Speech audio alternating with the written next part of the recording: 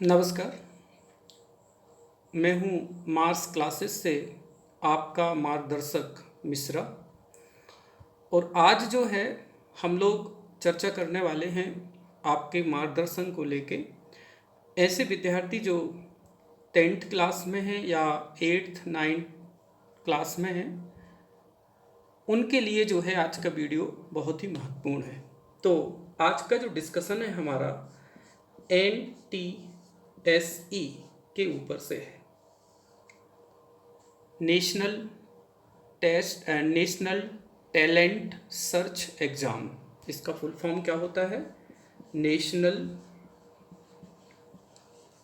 Talent search exam. National talent search exam पर हम लोग आज चर्चा करने वाले हैं। ये जो एग्ज़ाम है इसे NCERT कराता है, नंबर 1। नंबर 2, इसे पहले 8th वाले स्टूडेंट दे सकते थे, लेकिन अब 10th वाले स्टूडेंट ही दे सकते हैं। नंबर 3, इस टेस्ट में नेगेटिव मार्किंग होती है। ये टेस्ट हिंदी वाला स्टूडेंट भी दे सकता है और इंग्लिश मीडियम वाला भी स्टूडेंट दे सकता है। इस टेस्ट के लिए सभी बोर्ड वाले बच्चे दे सकते हैं। जो भी बोर्ड वाले हैं, MP board, CBSE board, ICS board, जो भी बोर्ड वाले बच्चे हैं वो सभी इस एग्ज़ाम को दे सकते हैं। इस एग्ज़ाम के सेंटर कहाँ होते हैं? तो इस एग्ज़ाम के जो सेंटर होते हैं, हमारे यहाँ 20 स्टेट हैं, सभी स्टेट में रहते हैं।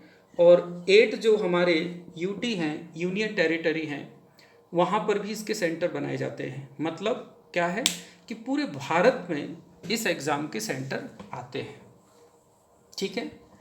अब एक और बहुत इम्पॉर्टेंट मोस्ट है, यहाँ पर पॉइंट आता है कि इसकी स्टेज के बारे में हम लोग जानकारी लेते हैं। तो इसकी 2 स्टेज होती हैं। स्टेज नंबर जो फर्स्ट होती है, उसका जो एग्ज़ाम होता है वो स्टेट लेवल पर होता है। जब स्टूडेंट स्टेट लेवल पर सिलेक्ट हो जाता है तो वो ही स्टूडेंट फिर जो है वो नेशनल लेवल पर जाता है। वही स्टूडेंट फिर नेशनल लेवल पर जाता है। तो इसकी 2 स्टेट होती हैं, एक स्टेट लेवल पर और एक नेशनल लेवल पर। चलिए, तीसरी चीज़ एक और बहुत इम्पॉर्टेंट है। ये जो एग्ज़ाम है एक स्कॉलरशिप का एग्ज़ाम है। और इसमें अभी आज की डेट के हिसाब से जो मैं वीडियो बना रहा हूँ, यदि बच्चा क्वालिफाई हो जाता है, सेलेक्ट हो जाता है स्कॉलरशिप के लिए, तो उसे 11th और 12th में 1250 मतलब 1250 रुपये पर महीने के हिसाब से स्कॉलरशिप दी जाती है। देखिए, पैसे तो महत्वपूर्ण हैं ही है, लेकिन सबसे बड़ी बात है कि हमारा जो टैलेंट है वो नेशनल लेवल पर पहुंचने वाला है। क्योंकि पहले हम 8 क्वालिफाई करेंगे, मतलब स्टेट लेवल पर क्वालिफाई करेंगे, फिर हम नेशनल लेवल पर जाने के बाद में ये स्कॉलरशिप लेते हैं। तो अपने आप में बहुत बड़ा जो है कहना चाहिए हमारा एक सिलेक्शन है कि हमें नेशनल लेवल की एक स्कॉलरशिप मिल रही है। और मेरा उन विद्यार्थियों से भी ये कहना है कि जो 8th क्लास से तैयारी कर रहे हैं, उन्हें कंटिन्यूस इस टाइप से तैयारी करना चाहिए जिससे उनके फंडामेंटल भी क्लियर होते हैं और आगे के एग्ज़ाम वो फाइट भी कर पाते हैं। इसको हमें ध्यान रखना चाहिए। मतलब यदि आप 8th क्लास में भी हैं तो आपको अभी से इसकी तैयारी करना चाहिए। 8th 9th 10th 3 साल इसकी ठीक से तैयारी करना चाहिए। बात ये नहीं है कि मुझे स्कॉलरशिप मिलेगी, बात ये है कि हमारे बहुत अच्छे से फंडामेंटल क्लियर हो जाते हैं।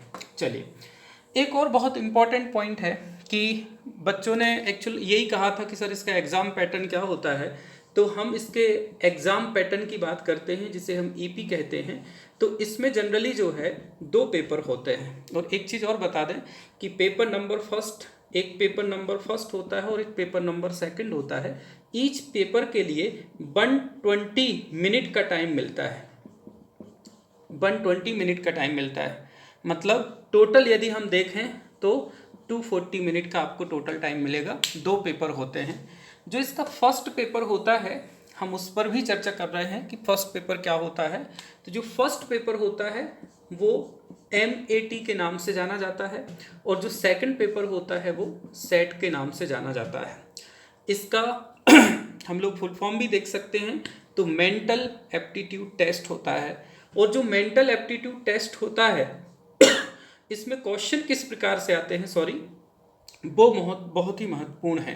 तो रीजनिंग लेवल के क्वेश्चन आते हैं और जो हैं वर्बल हैं, नॉन वर्बल टाइप के क्वेश्चन होते हैं, लॉजिक रीजनिंग होते हैं, अल्फ़ाबेटिकली क्वेश्चन होते हैं। मतलब पूरा जो पेपर है ये रीजनिंग मैथ पर बेस्ड होता है। और सेकंड जो पेपर होता है इसमें जो है इसके 4 सेगमेंट होते हैं। सेकंड पेपर में 4 सेगमेंट होते हैं। पहले सेगमेंट में मैथमेटिक्स होती है, दूसरे सेगमेंट में साइंस होती है, तीसरे सेगमेंट में सोशल साइंस होती है, और चौथा जो सेगमेंट होता है वो लैंग्वेज कम्प्रेहेंसिव का होता है। क्या होता है? लैंग्वेज कंप्रेहेंसिव का होता है। लैंग्वेज कंप्रेहेंसिव का होता है, मतलब इंग्लिश लैंग्वेज का होता है ये पेपर। ये बहुत इंपॉर्टेंट है और बहुत ही ज़्यादा मोस्ट है, इसको थोड़ा सा हमें ध्यान देना है। चलिए ठीक है।